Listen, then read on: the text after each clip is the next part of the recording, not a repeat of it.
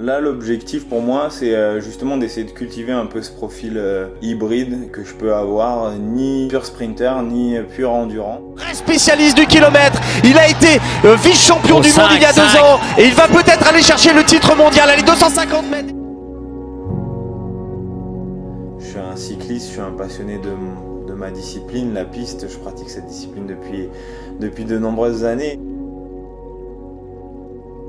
Et au-delà du sprint, j'aime bien prendre part à tout un tas d'autres épreuves. Je fais souvent des épreuves d'américaines. Et après quelques longs moments de réflexion, je me suis posé la question de savoir si mon profil pouvait pas être intéressant dans le collectif de la poursuite par équipe.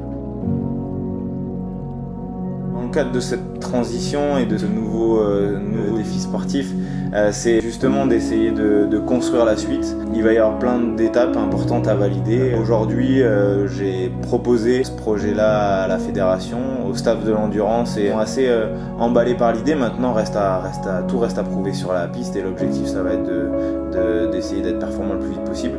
Et pour ça, d'après moi, il y a tout un tas d'étapes à valider.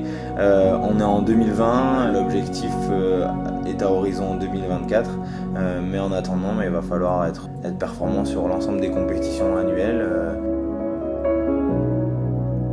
Bon, elles sont très bousculées en ce moment, il y a peu de projections, mais voilà, il y a un championnat de France qui a l'air d'être à se fixer courant décembre. Il y a un championnat d'Europe qui est positionné en novembre, à voir si ça pourra avoir lieu.